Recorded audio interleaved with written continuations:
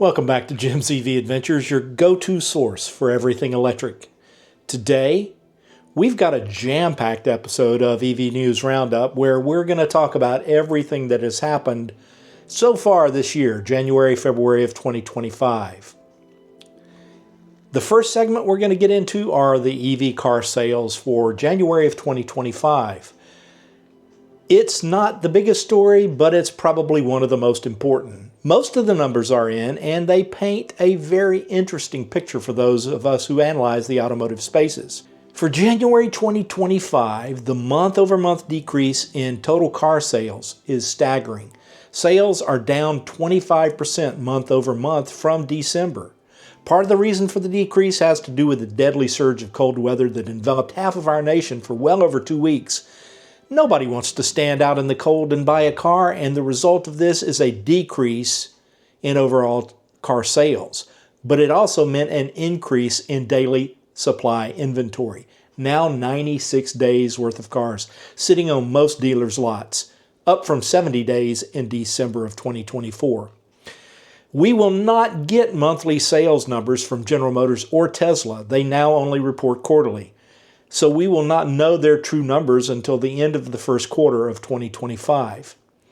But just basing the decrease in the overall sale of the car companies that do tend to report their sales monthly, likely all total car sales are down, including EVs. But leave it to the media outlets to spread just the bad news, but only about EVs. This is just another way for the carbon-based fuel cartels to obfuscate the landscape with their FUD-mongering tactics. What we do know is this: Honda, Hyundai, Ford, Subaru, and Kia demonstrated increases in EV sales volumes month over month from January of 2024 compared to January of 2025. Here are what we do know. Ford, 5,436 units, Honda, 3,744 units, Hyundai, 3,121 units, Kia, 2,744 units, and Subaru, 1,052 units. This is an increase in volume for these 5 automakers year over year, comparing January 24 to January 25, and in an environment where overall car sales have decreased by 25%. This is a very strong indication that EV car sales are going to outpace ICE car sales for the year in terms of overall percentage of growth, as they did in 2024. I'll continue to monitor the numbers, and I will update this information as it becomes available. Now let's shift gears to another critical piece of the EV puzzle: charging infrastructure. The Network Architect channel does a great job of updating us on these numbers weekly. And I encourage you to go watch that channel. I'll put a link in the description below. As EV sales surge, so does the demand for accessible and reliable charging options. In 2025, we've already seen major strides in this area. Most of you know that I visited the Iona Rechargery in Apex, North Carolina back in December of last year.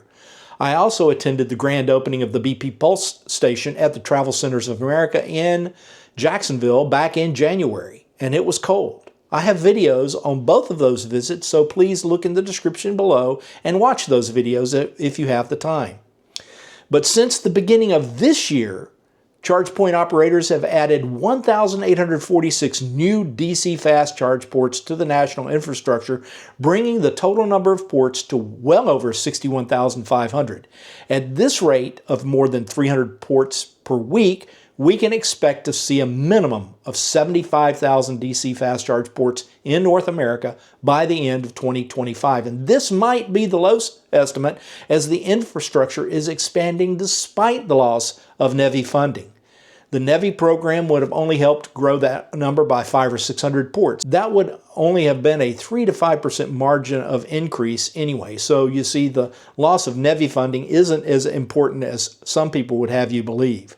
The bottom line is the charging infrastructure isn't just expanding, it's actually growing like a weed, making EV ownership more practical, sustainable, and enjoyable than ever before. Now we're going to turn our attention to something that really upsets me quite a bit: celebrating the downturn in Tesla sales. For those of you who want to see the EV proliferate in the USA, and I dare say around the world, it is counterintuitive and, can I say, frankly, very stupid to celebrate the seeming slowdown of Tesla sales because you dislike Elon Musk. You're not hurting him one tiny little bit, but the people his companies employ are going to take the brunt of your bitterness. But let's examine the sales figures in total to approach this from a realistic standpoint. Since 2012, Tesla sales have increased every year. But from 2023 to 2024, the total number of sales actually decreased by 20,000 units worldwide, on sales of nearly 1.8 million units. At the same time, 2023 to 2024, all vehicle sales decreased by 4.9 million units worldwide. This was a 6.51% decrease from 2023. Overall, though, EV sales increased by 4 million units worldwide during a time when all vehicle sales were decreasing. It is safe to say all growth in the automotive sectors around the world was electric. Tesla competition in the USA and worldwide is increasing, and the quality of the products being offered is putting up a competitiveness that Tesla has heretofore not had to face in their existence. But the same media that lies to you about carbon-based fuels is telling you that the decrease in sales is all about Elon's politics, instead of telling you the truth about the increase in the competition in the EV spaces. And the sad thing is, those who rely on these sources of news providing that information are doing nothing to promote the sales of EVs in general. But they will not hesitate to foment hate and division at every opportunity because of their politics, including in the comment sections of my video. That activity is not wise here at Jim's EV Adventures. I don't particularly tolerate hate and division with any sense of compassion. In fact, if you're going to do something that divides our nation based on your political bend, it's best for you to just go away. I don't want that type of activity in the comments here. I will eliminate your ability to comment here if that becomes your modus operandi. You've been warned.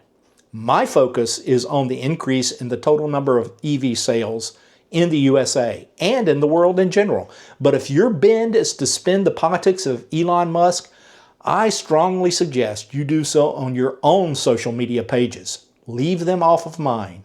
They have no place here, and they do not help increase the sales of electric vehicles.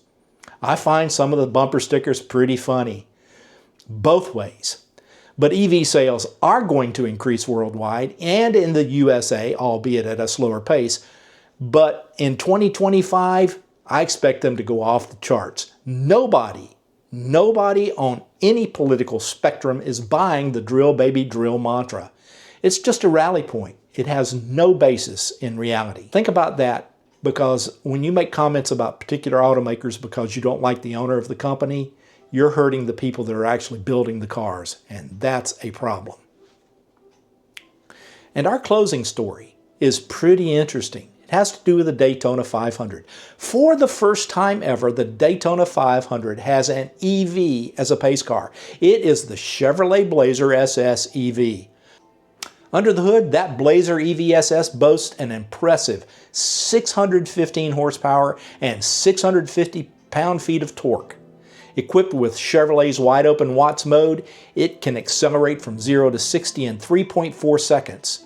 The vehicle features all-wheel drive and is estimated to offer a driving range of approximately 303 miles on a full charge. Full details of this car are available on Chevrolet.com, so go check that out and look at some of the video. Very interesting pace car. And that's going to wrap up this edition of EV News Roundup. EV sales are up in January year over year for several automakers, but we will not know the true number for General Motors and Tesla until sometime towards the end of March. Charging infrastructure is charging full speed ahead. NEVI funding will have little impact on what we see here in the USA this year. Celebrating a downturn in EV sales for any automaker is counterintuitive and counterproductive to making the EV the new normal. It only demonstrates the childish behavior of those whose political bend is more important than the survival of our species or the improvement in our economy here in the United States. The takeaways are simple. Whether it's sales, charging infrastructure, or manufacturing, the EV world is storming ahead with unstoppable momentum. If you've been considering making the switch to an EV, there's no better time to join the movement than right now. If you like this video, please remember to hit the subscribe button, like, and share. Ring that notification bell. More importantly, share your thoughts in the comments below. What excites you the most about the future of EVs? Until next time, keep driving electric and stay adventurous, and I'll see you out there or somewhere along the route from point A to point B. Take it easy, everybody. See you all real soon.